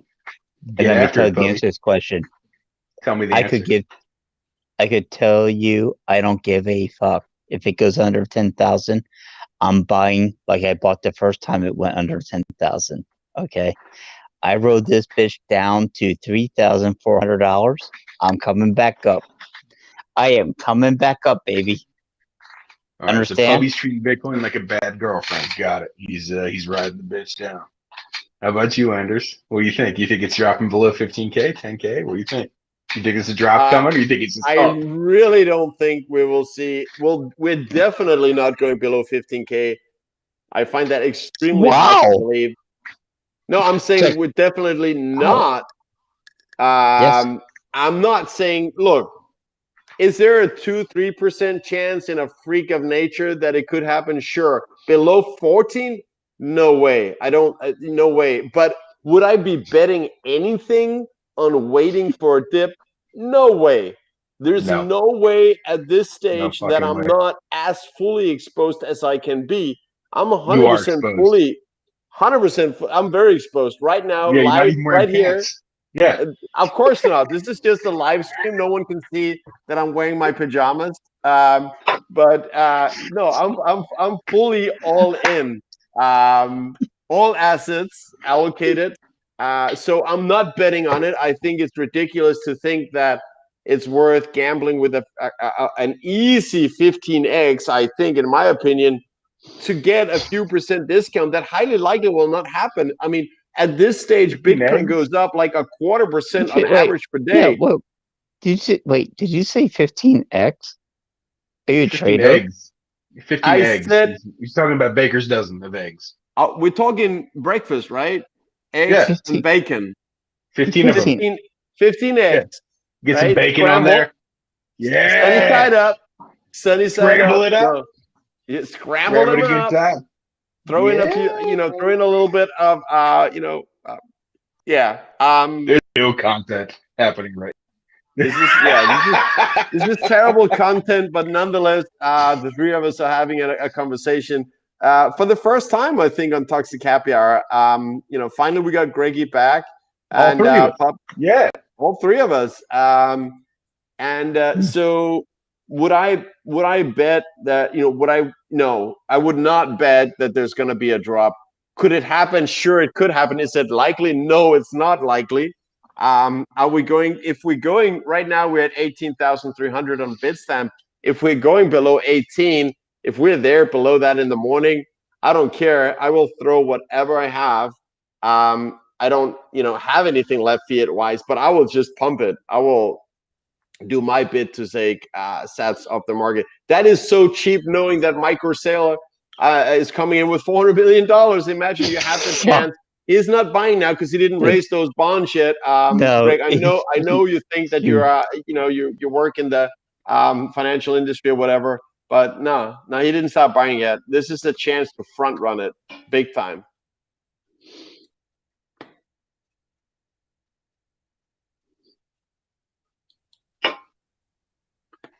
You guys still there or what? I'm here. Yeah, we're still here. We're waiting for your answer, my friend. What do you mean? What do you want an answer on? Oh, I thought Anders asked you a question. Hello. There goes Greggy. Greggy finally had enough. He left the Toxic Happy Hour. I'm kidding. He'll be back, right? There he is. He's back. Yeah. I'll be back. I'm back. Yeah. So whose question are you waiting for an answer for, Pubby, from who? So you asked a question earlier of Greggy, and he did the proper thing and just said, "Fuck off, I'm leaving." So here we are. So here we are. So what was the question? I don't recalling asking him a question, but since your fuck it. memory is recall the question either. is this anything to do with what's his name? What was his name? Jeff Bridges? Bridges. Oh, All right. Bridges. Jeff Bridges. Fuck. The dude. Tron. Man, best movies ever. Fuck. Tron. Amazing. Right. Anyways, It is. should we try and turn this slightly in the direction of intelligent content, or we're just gonna keep it here? Have you met us? Have you met us before? No, I haven't. But I'm looking forward to those those whatever stakes. So how many ribeyes do Burns have to choose between? I gotta start planning. Well, if you're buying the ribeyes and it's a lost bet for you, you better believe I'm eating two, just to fuck with you. I better believe what? Believe in you, or what are you saying? You better believe I'm eating two at least, just to fuck with you. No, yes, absolutely. If you can eat two, you will be eating two. Yeah, absolutely. I'm gonna scarf them down. But order something and leave it on the plate, and the entire bill goes straight to Greggy. Unless you can order anything you like as long as you eat it. Oh boy, here we go. Oh boy, here we go. Until where do we go, puppy? Yeah, I'll tell you where we go. Right. I'll tell you where are we going here. I'll tell you where we go. I tell you, man. Buckle up. Buckle up, Buttercup, because I'm buckled up. Let's get it. Because let's go, puppy. Let's go. This beautiful girl is gonna like your little steak. She's also the waitress. And I hate to use the term waitress, of course, but here we are. 2020. Greggy, for the sake of Pubby, I don't know if we should switch off the stream because I feel we're getting some truths out there. We're getting some truth. I'm just waiting for you to cut this video. But, on the other hand, Greggy, since no one is watching this anyway, having it lying there online is great dirt. It's massive dirt to have on Puppy when he talks about the waitresses from Burns. Wow. Yeah, aren't you married, Pubby? What's wrong with you? Who isn't married? You're not married? Of course I'm married. I could tell by the high point of the reception. Of course I'm married. Oh, I got you. Look, I keep my balls in her purse. It's no big deal. She carries them around with. I get them when I need them. I have to ask nicely. Right. All right. That was I get it, Ken. Thanks for hanging around on eToro. Appreciate that. What the fuck are you doing, dude? What is this? What does Puppy have to say about that? Because it sounds like he has something to say. I'd love to say. RD, I can't believe he's still here. I thought he fell asleep during one of the Puppy rants. Is Probably. saying that Bitcoin price is only down because Anders wasn't wearing the lucky pink scarf. Right. So right now the price is 18,270. I'll put it on and we'll see what happens to the price. Let's go, boys. Let's moon this baby. Let's moon it. Gay. Right. So gay. So gay. So gay, Andrew. Which means it's right up Bitcoin's alley. So gay. Right? Yeah, Bitcoin so don't care. Bitcoin don't give a shit. You would literally suck a dick right now. If it got us to 100K, yeah, bring it on. There he goes. Go ahead, bring it. So, even though we're not posting this anywhere, Puppy, it is on the channel. Oh God, oh God. So on that note, on those wise words from Puppy, I don't know if we should do some final. Should we do final words or no? we've been Tell me on about the for? Absolutely. Oh my tell God, me oh tell my me God, about the we've been on for 2 hours. tell For me two about the hours, wise words, man. Two Tell hours me of nothing. tell my me about family's the gonna wise kill me. words, man. Of course, we're the greatest story ever.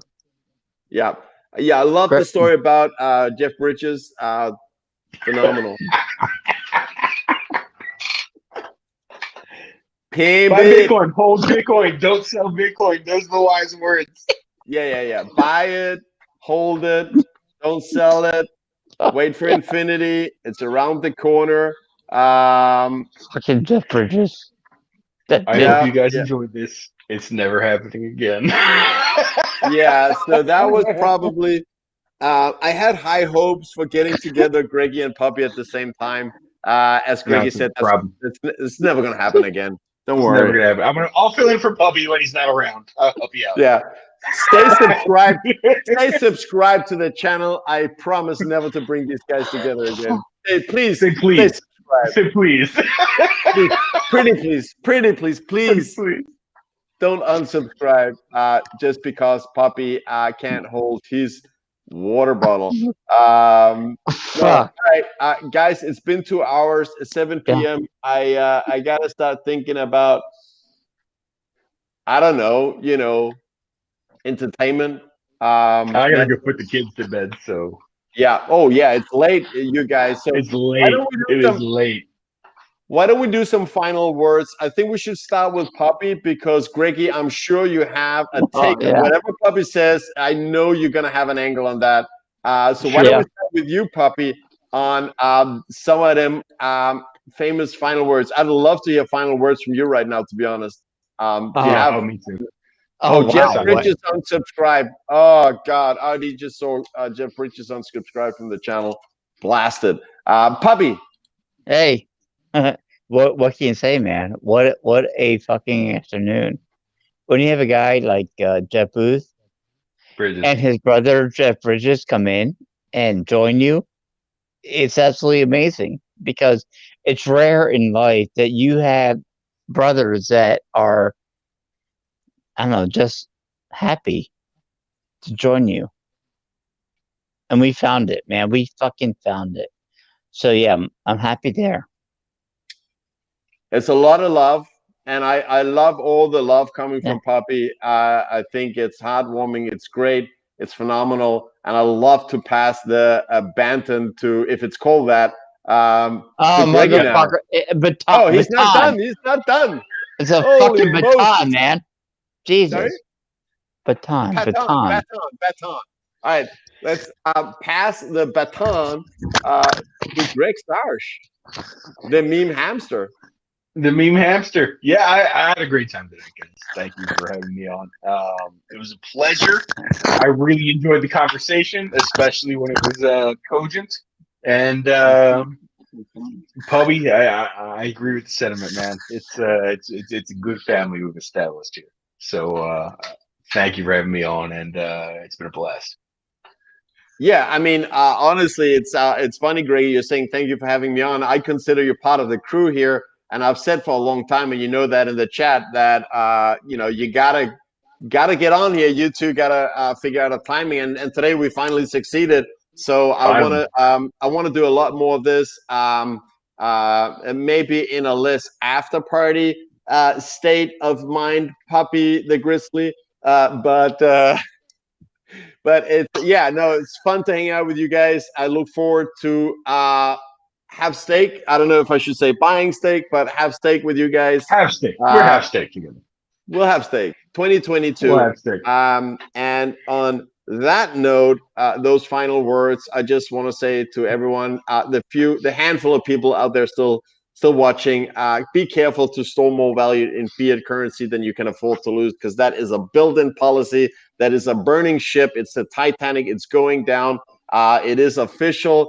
That show is over. The train is leaving the station. It's called Bitcoin Now. Could be a good time to jump on that and catch it before it zooms past 288,000. And on that note, Greggy and Pubby, it's been fun to hang out with you guys and all you guys in the chat. RD, Kent, Labra, Chairforce, all of you, thanks for participating. See you in the next one. See you guys.